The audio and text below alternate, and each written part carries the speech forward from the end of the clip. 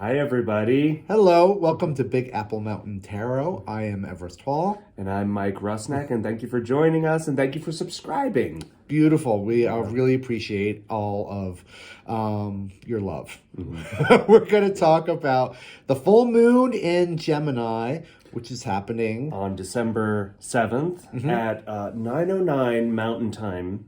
That's Rocky Mountain Time. That's us. It's 4:09 Greenwich Mean Time, December 8th. So it's an in-between moon. Depending on where you are. Yeah. It is going to be an interesting moon. It is. It's at the time that the moon is full, Mars is going to be passing behind, occulted by the moon. Right, and Mars is in retrograde. Yeah, Mars is in retrograde in Gemini. And I, for one, am done with this energy. It's really... It's difficult. It's been difficult to make this video. Yeah. With, like... Mars has been in the sign of Gemini since August. Yeah. And it's staying there until March 23rd, I believe. That's a ridiculous amount of time. It's a long time, yeah. And with Mars retrograde, it's a lot of frustration. It's a lot of mental activity being poured into Gemini, which is great. And it is a lot of fun. But it could really wear us out, and we could have trouble sort of shutting our brains off and getting a deep rest and being the holidays and being really tight with family activities and the pressures of holidays. Well, the good news is that the full moon is before the end of the month. But it's all part of it, But I feel like the full moon, kind of highlights people's emotions. And I have, maybe it's just me, but I'm feeling kind of irritable and a little bitchy. And I feel like the pressures of the holidays, even though I'm not really a particularly holiday celebrating person, kind of weighing on me in this mental, No, and we haven't really had that. We've had this break through through COVID and through But let me just say that the end of the year, between the point of Samhain, that's Halloween, and Yule, that's Christmas and Passover. We have three signs. We have got Scorpio and then Sagittarius and Capricorn. And all three of these signs, they have us thinking about the end of the year and processing information and reviewing and harvesting and processing and expelling poisons and getting ready, right? Scorpio, the Scorpio eclipse. Yeah. That was a big, heavy one for a lot of people. And Taurus eclipse. Yes. And last month we were really saddled with a lot of fixed sign energy. And this month, we're at the time of the full moon, we have 6 planets in mutable signs, which is flexible, much looser, wonderful, adaptable, but for people, not for everybody. It could feel out of control for people, especially Mars and retrograde. Fixed sign energy can feel a little irritated by all this wishy-washy, mutable.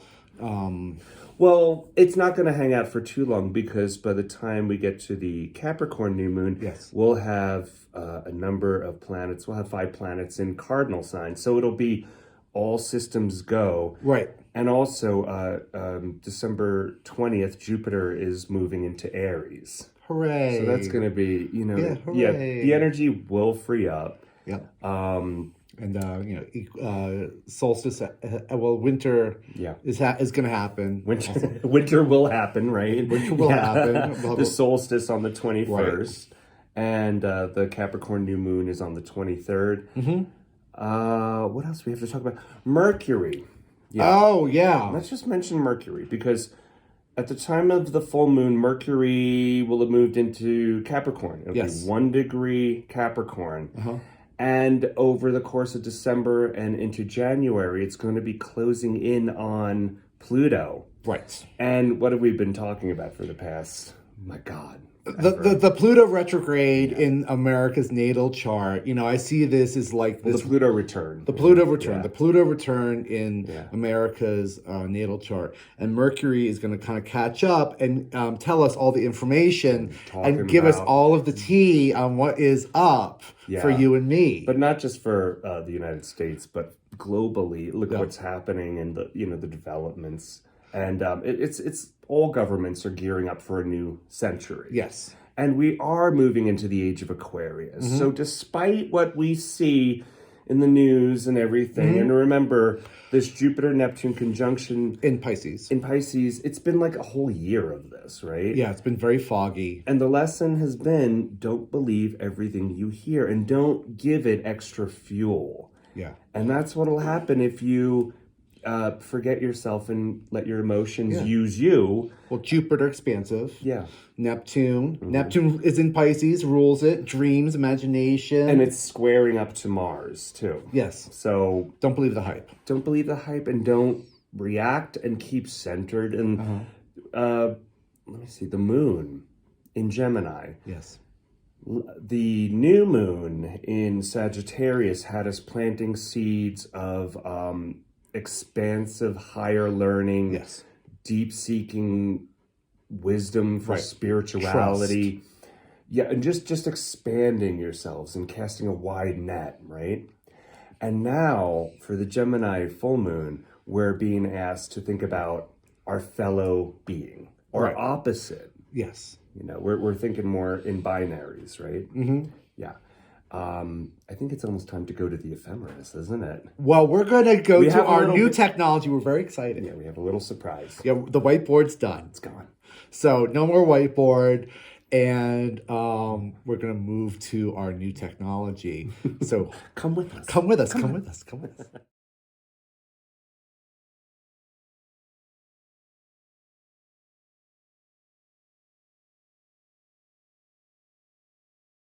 Yeah. So here we have the ephemeris for the full moon on December 7th. We're in Mountain Time, so we're doing it from Mountain Time. Yeah, it's December 8th for people in Great Britain, Greenwich Mean Time. I guess it's 4:09 a.m. the following day. Yes. So here we are, and we have, we started out this month with 7 planets in mutable signs. But at the time of the full moon, we have 6 planets in mutable signs. And mutable signs are Virgo, Sagittarius, Pisces, and Gemini. Got it. Mutable signs give us a feeling of slightly out of control because it's about wrapping up loose ends, finishing up, tying up. It's very different from our fixed energy very different from last month. Yes. You know, we had the full moon eclipse in the sign of Taurus. And we were all dug into our fixed energy and we're not moving and this is who we are. And with that full moon conjunct Uranus, definitely for some people, some great shocking revelations happened. Yeah, I know for me, a lot of people I know had some really shocking things happening. The fixed signs are like very black and white. Yeah, and now we're in mutable signs. It's a lot more about flexibility, flexibility, and then Mars is here conjunct the full moon. Mars is retrograde. And Mars in Gemini has been dumping tons of mental fuel onto this fire. And we have a long way to go. It started in August. March. Yeah. And we're going till March 2023 with Mars in Gemini. And after June the 12th, Mars will station direct. So we'll feel a great forward lurch. We'll have more energy. Yes. More outward energy to actually accomplish things versus spinning our wheels. I think a lot of people are getting a little bit ill just from overthinking and overworrying and overstressing. The mental activity, the mental gymnastics you put yourself through, it's exhausting. It is exhausting. Mercury over here has, at the time of the full moon, it moves into Capricorn at 1 degree Capricorn. Yes.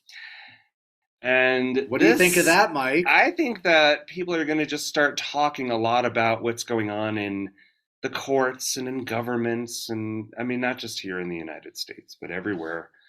Let's take a look, though, at our squares. Now, Mercury, over the next few months, is going to take a really interesting path because Mercury will close in on Pluto, 26 degrees Capricorn. It won't quite get there before it goes retrograde in January. And then by February, Mercury will become conjunct at the same degree. Got it. I think it's 28 degrees with Pluto in Capricorn, and that's going to be a very interesting time. Well, like we've been in this Pluto return for the past year. It started, I forget what day it was in February. But then to have Mercury do this like sweep through Capricorn, which is about government structures, like hard work. I'm kind of especially thinking about like the American government and this review of like what we're doing, how things are being done, who's doing what, and a lot of it like investigation, kind of like dissection. And we meet up with Pluto. Come back. And we have our final Pluto return around December 27th of this month. Yes. Yeah. But I'm like a big geek when it comes to all that political intrigue and palace gossip. So I'm kind of excited that I'll be hearing a lot of things as our dear friend Mercury works its way through Capricorn. So we have one square right here, Mars conjunct the moon, squaring to Jupiter and Neptune and Pisces. This is great energy for starting new spiritual practice, deep breathing, something centering, something heartfelt. But it's not a great energy for getting anything done, really. Right, because there's a lot of confusion here. The Mars there, like with against the squaring the Jupiter and Pisces. Mars in Gemini is milky. It's not. I mean, it's explosive, but it's not going anywhere because it's up against this energy between Jupiter and Neptune and Pisces. Right. I see it like very frustrated, very irritable, frustration. Just because you think it does not make it so. That's the lesson with Mars and Gemini. And then we have Uranus conjunct the true node, still in retrograde. And I think that there's just like a lot of shock that's being processed from this eclipse that happened last month. Speaking of that, we have some inconjunctions happening too. And in conjunction, that's like unfavorable. Very unfavorable. There's a lot of tension in it. The red lines are very tense. The squares have tension to them, but it's not quite as intense as the inconjunction. No, we have Uranus in the north node in conjunct to us, the sun in Sagittarius. We also have the moon and Mars in conjunct to the south node in Scorpio. So there may be this real resistance of letting go of what we're trying to expel, trying to get beyond, trying to release. And the lessons from the moon are always to keep our shell soft so that we don't get too rigid and break. And if we're not keeping ourselves soft, and we're not constantly renewing our perspective, then things start to feel gray. Music starts to sound shitty. Terrible. Yes. Yeah. It's a way to kind of keep your perspective always opening up. And the Uranus in conjunct the sun, it's almost like, I just can't believe that exceptional thing is happening. A lot of like distrust, right? Yeah. It's like, it's so unusual and it's like surprising me and I'm being shocked from what happened during the eclipses. It's just unbelievable. Yeah, like it or not, we're moving forward. Let's look at the trines now, too. Okay, let's look at the trines. Lovely trines. Trines are very positive. Here we go through the wonders of technology. We don't have that many trines to talk about, so make them count. We have Mars and the moon trining to Saturn in Aquarius. Yes. Right? So this is dreaming a better tomorrow. Right. And like, let's say, people are getting under your skin on this full moon and you're feeling particularly irritable. This positive energy with Saturn, if you physically, Mars, kind of like do some hard work or some kind of labor or put your hands into something. Get action, stay sane. Just get action, stay sane. Exactly. And if you're going crazy, if it's too much, just go in the bathroom and make some faces in the mirror. Right? Hey, Right? You like that? That's a very Aquarius thing. Be a little silly. You gotta be silly. You gotta mess. Because this time of year does not need any additional pressure. If you add pressure to this time of year, it's going to go horribly wrong. Right, and get out of your mental the mental space. Yeah, yeah. Speaking about mental space, what do you think about that Lilith? Okay, Lilith is, incredibly vulnerable Yes. in Cancer. Yes. But through this vulnerability, we are learning deep compassion. This is the trine to Jupiter and Neptune and Pisces. This is it's deepening our understanding for our fellow man, even if they're in another part, it's some other existence that it's hard for us to understand. Perhaps their value system is incomprehensible. I think that the human condition teaches us that we're all pretty much the same. And we're in the same boat. We are, yeah. So this is deepening compassion, this right here. Right? Yeah, that's really powerful. The Lilith in Cancer. So Lilith is like this eclipse point, and it's a very bruised, emotional, kind of fiery, feminine energy. All right, so we are going to do that watery tarot section of our Piscean, little video here. Two-card pull for each expansion, element, right? Yes. Group collective. I just cut them. Oh, you did? Okay, cool. So here we go. We're going to start. Okay. So our first two cards are for fire signs. Oh, hello. Hello. Yeah. Okay, hello. so fire signs. So this is Aries, Leo. That's me. And Sagittarius. Yep, and this is Yeah, this Mars energy, this Mars retrograde and Gemini energy, it has us really facing our worst fears, you know. And this is the time of year to do that, worst fears. We're in the darkest days of the winter. review of the year. Yeah. Digestion and learning from our experiences for the year. Yeah. The sun is here. It's shining a light. It's a full moon, so it's shining a light on the moon and our emotional experiences. This is a very emotional card here. The day after the full moon, Mars will be at its greatest opposition in the sky, so it'll be really bright, the brightest thing in the sky after the moon. And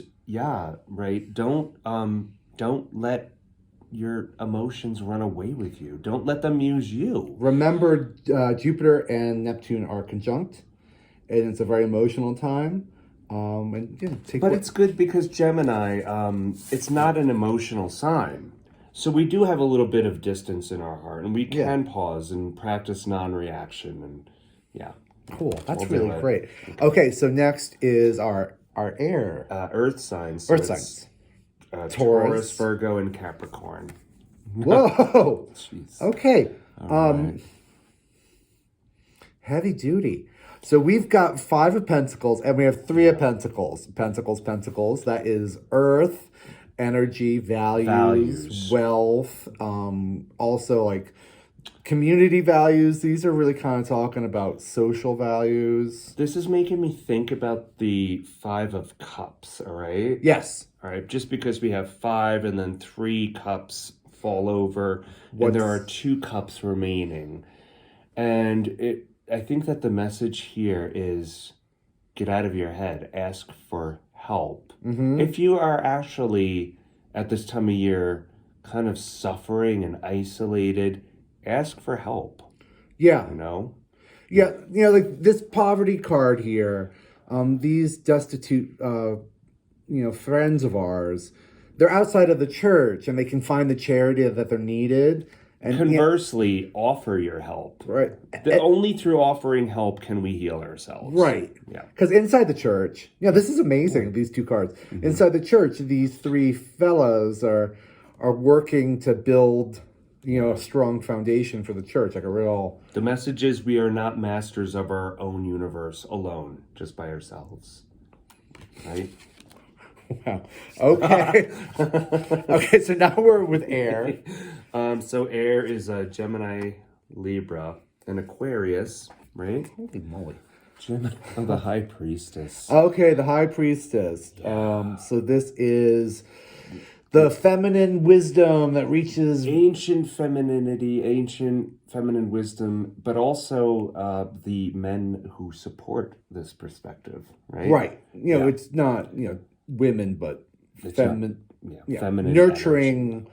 So she is, let's just talk about the High Priestess here. So she is between the 2 pillars there, And in front of this veil, she holds, kind of guard of the secrets, the great mysteries. She is on top of the moon here, the crescent moon. It has a moon crown, very like hello full moon. And then we have emotions that are hoarded.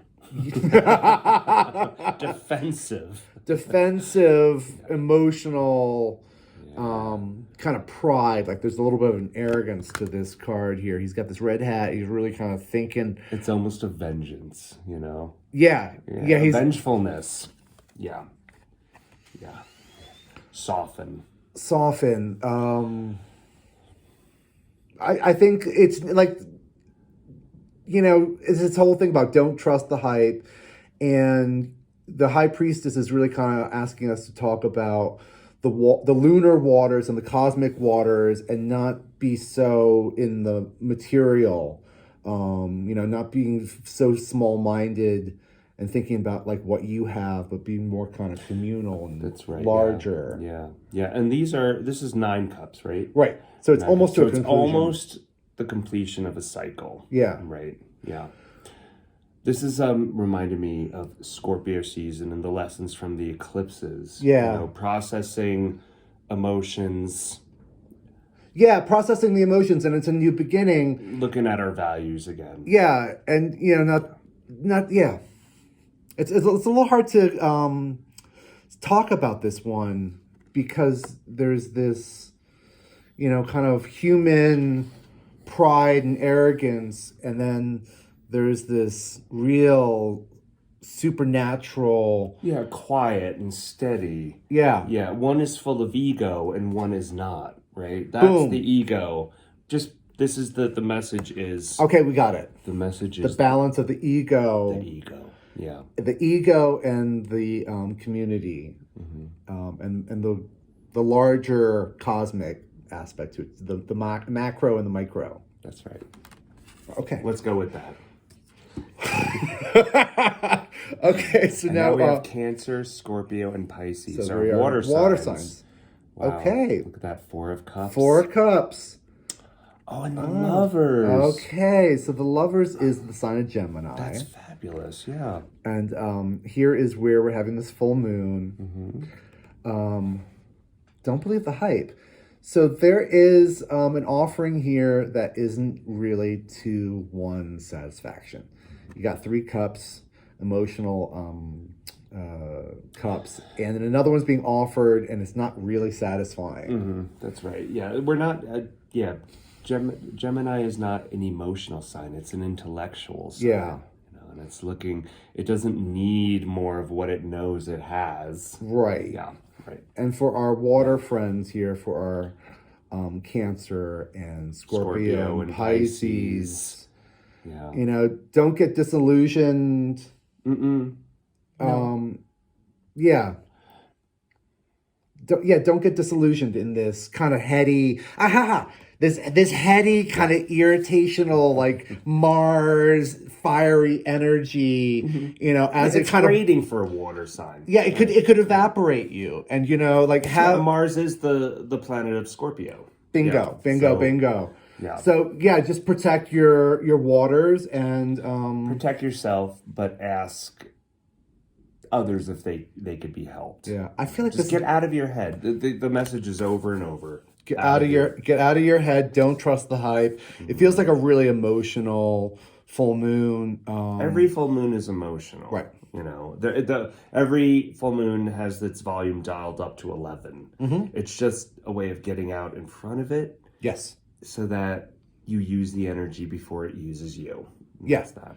And I would also just say, do something a little physical.